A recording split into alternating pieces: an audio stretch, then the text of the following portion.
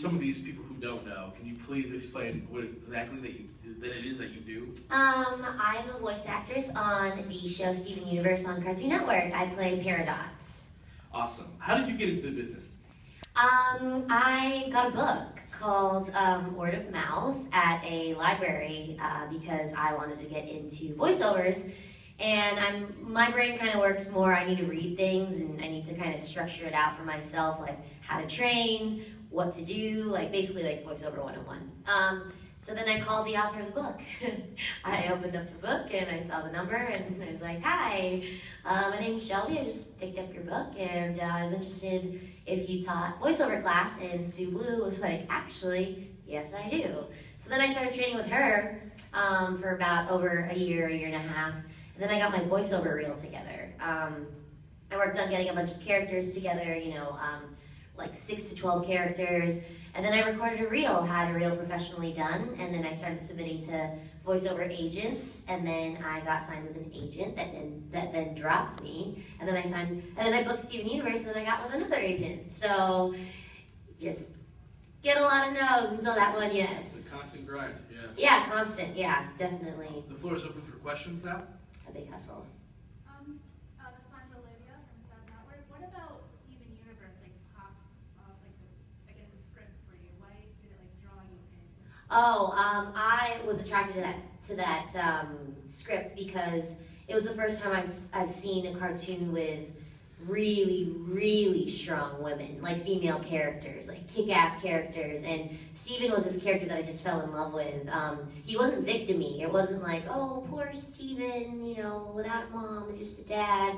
I liked that he was just really genuine and authentic and loving, and that the relationships with him and the gems were just very truthful, and each gem kind of had a role to play in Steven's life without him being victim-y. And that's what I really, really liked. And it was a very, very unique script.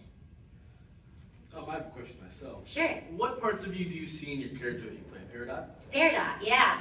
I think the quirkiness of Peridot is definitely Shelby. I think there's parts of my humor that are definitely injected into her. I definitely can censor myself more so than Peridot, though. I don't have as many emotional outbursts outwardly. I might have them inwardly, but I don't show them. Peridot definitely shows them on her sleeve.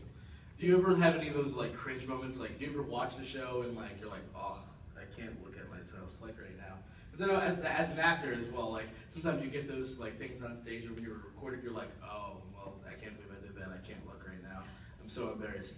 You know, an embarrassment thing for me, I'm actually never embarrassed. Really? No, I don't know what it is because I think while I'm doing it, I think the weirder the better, actually. Really? I like playing roles on screen and off screen, or like voices, and a lot of the on-screen stuff that I really enjoy playing. I mean, I played a law associate on Goliath on Amazon, and that was really fun. That was a really nice, like, you know, straight-laced law associate, you know, with Billy Bob Thornton and like William Hurt, and I'm sitting there, and it was actually like the most normal I've ever played on screen, and it was really fun, but still I was very, you know, aware of like my character choices.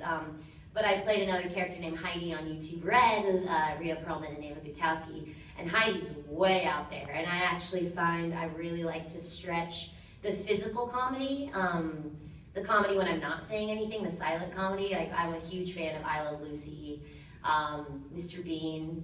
I really enjoy physical comedy, so kind of like the weirder the better for me. So I'm actually never really embarrassed about work that I see. I don't know if that's weird. No, it's not weird. Maybe it's some of my insecurities as an actor. Oh, hey, listen, we all have them. With Peridot, I love my little snorts. Like, I'm like, oh, they added that weird snort, and that's awesome. I only say that because, like, watching your character, sometimes I get embarrassed, like, for the character. So, Yeah, no, totally. Some of those awkward situations where it's like, no, you don't get the situation right now. Yeah. You're like, oh, never mind. Awesome. Questions? Charles from Inspired Reviews. I was curious what your experiences were like on League of Extraordinary Dancers. Oh my gosh, I love it when people ask me about that. I loved playing the Dark Nurse / Bella on League of Extraordinary Dancers. I just saw John Chu, the director of it, creator essentially, and we were reminiscing about that. That was so many years ago, and it was really amazing to play a part in a series where dancers were superheroes. Like, if that was made a comic, I think that, well, I think we already have like a big fandom, or you know, the people that do know about the League of Extraordinary Dancers, I think they're fans of it, but I would love it to come back. I think it in a comic book form would be really, really cool to see, and the experience was just like a dream come true. Not only did I get to dance, which is like my first love, but I got to work with so many amazing dancers, like the best in the world in my opinion, you know, break dancers, animatronic dancers like Mad Chad, I mean, Kid David, Casper, Luigi, Skills, like, I mean, the amount of like breakers we use, and like, not only were we using ballerinas, you know, people like street dancers, there were, you know, ballroom dancers, so it was just like a dream come true to be like, whoa, this mythology exists with using dancers that aren't like just dancers. So it was an amazing experience. Thank you. More questions? Hi, I'm Nia from RedSlippers_Vaz_ on Instagram. Awesome. So I have two questions for you. How do you feel the Steven Universe has affected the LGBTQA community? And how do you feel like doing these conventions, and like how do you feel like the fans have affected you? Oh my gosh, well, to answer your first question first, before I go off on a tangent, I think what Rebecca Sugar and the Steven Universe has been able to do, as far as representation on a animated show, has been really groundbreaking for the LGBTQIA community. Just, I think representation is so important. These cartoons or animated shows, they're not only just for children, but because I think children watch them, I think our demographic starts at like 6 years old. I think it's important that this younger generation is seeing representation on screen, because in a way, whether or not they're like, oh, that is it's not necessarily like that's a, you know, ruby and sapphire. Those are two gems that love each other, that have a genuine, truthful relationship. And I think at a young age, when you're exposed to that, as you're growing up, you can understand those relationships versus being bullied if you are gay, if you are a part of that LGBTQIA community. They can always revert back to being like, no, well, I see Ruby and Sapphire on screen, so it's not weird, and I'm not going to feel like the other, and it's not wrong. So I feel very proud to be on a show like Steven Universe that has that representation on screen, and then also to be a part of such a diverse cast. It's my first experience being in a recording booth. You know, I haven't done that many voiceovers, but even just on set, as I like to call it, in the booth on set.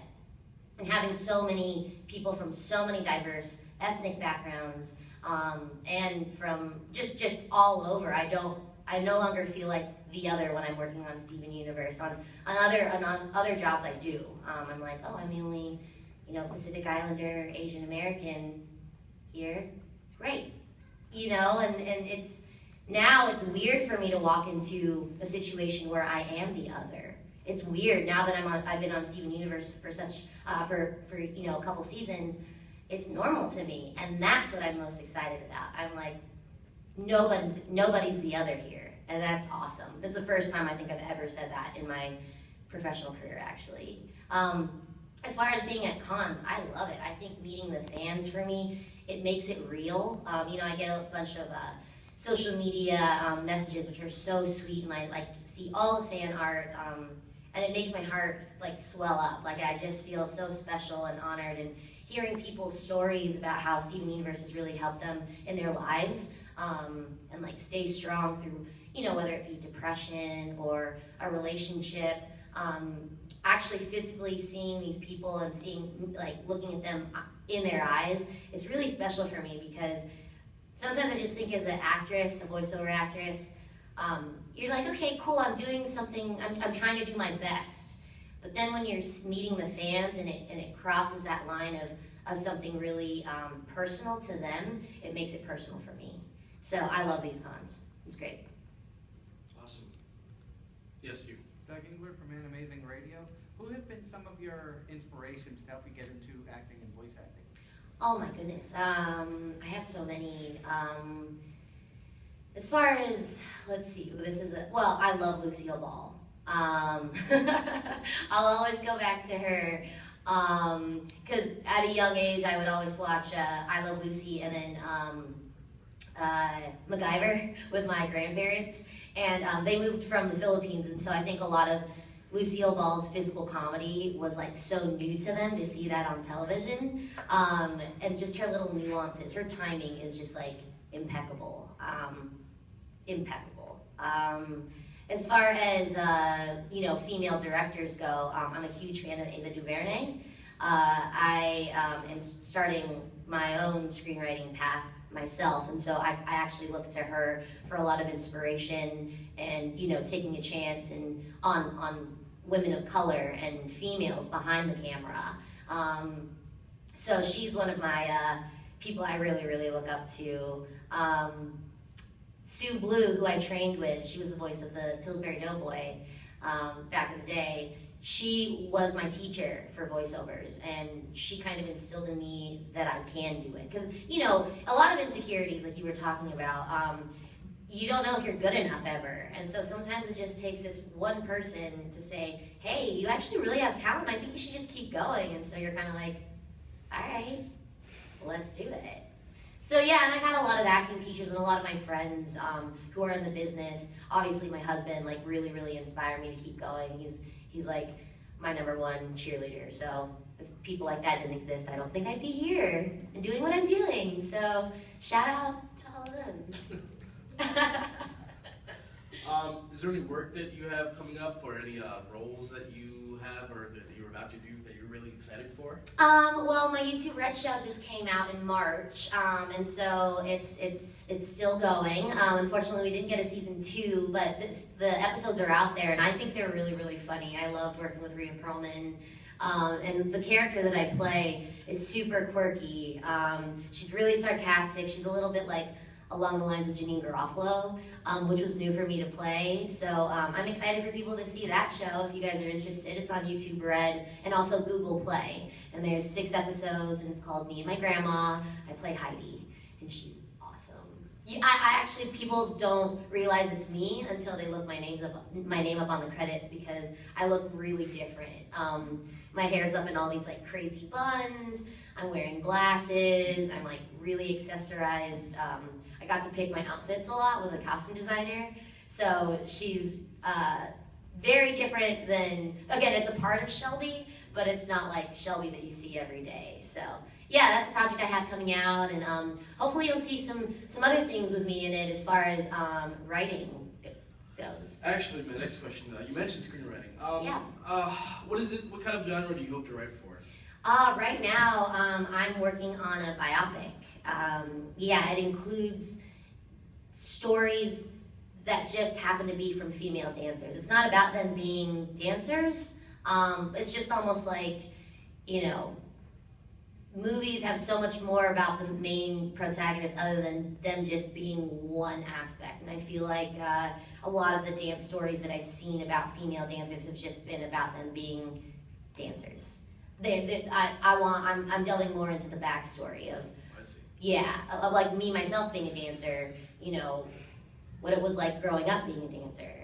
I mean, it's hard, it's tough being a dancer. Like, I grew up doing ballet. It's not easy, and I want to kind of open up and share my point of view as far as what that was like. Okay. For right now, but I'm also interested in so many other stories I want to tell, but right now that's what I'm focusing my screenplay on. Screenwriting.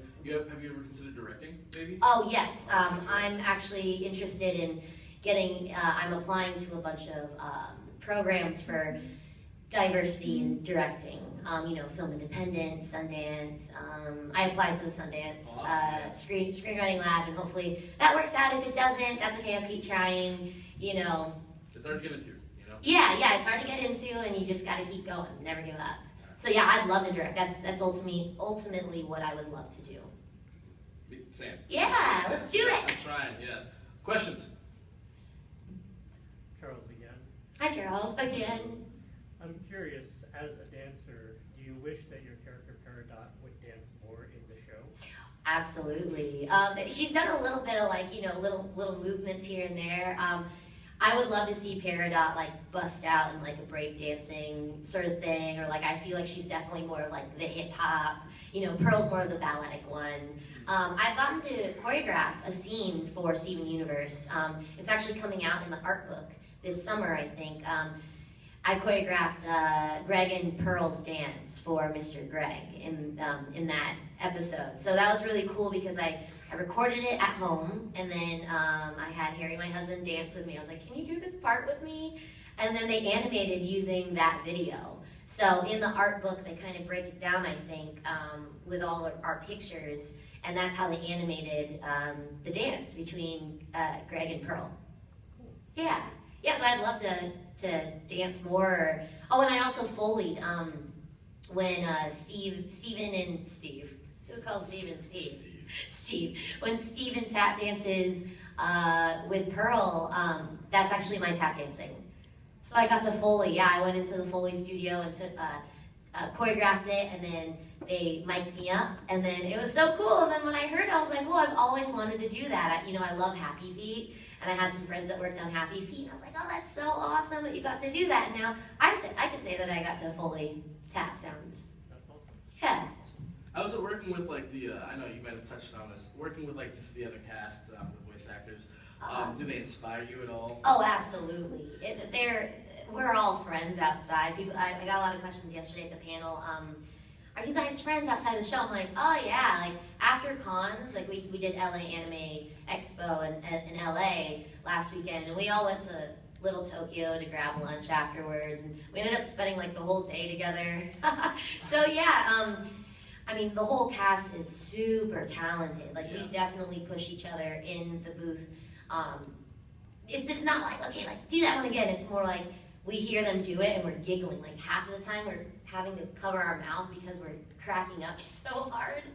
Like, especially Michaela, like, her noises are amazing. She was in here just before you were, by the way. Oh, she was? She Okay, was, so you yeah. guys get it, yeah. She's hilarious. And like Dee Dee and Jen and obviously Zach.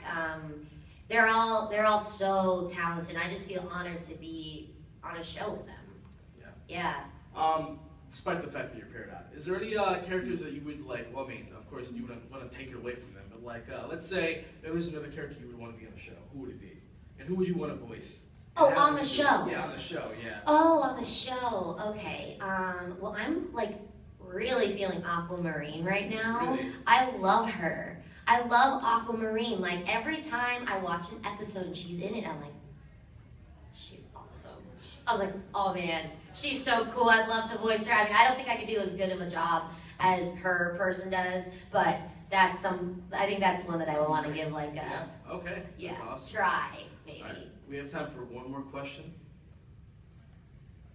With being in the voice acting, I've talked to a lot of voice actors from Funimation, Sentai Filmworks, and I know the difference between their booths. What's it like to be in the booth for Steven Universe? Is there a lot of joking around? Do you leave practical jokes for the other cast members like they do at some of the anime studios? We haven't done practical jokes, but that kind of plants a seed in my head. I think I might start doing that. I think that'd be really funny. For our scheduling wise, they have to pack so much in, so we're actually layered. When I come in, like if Michaela and Steven, Zach is in there at 9.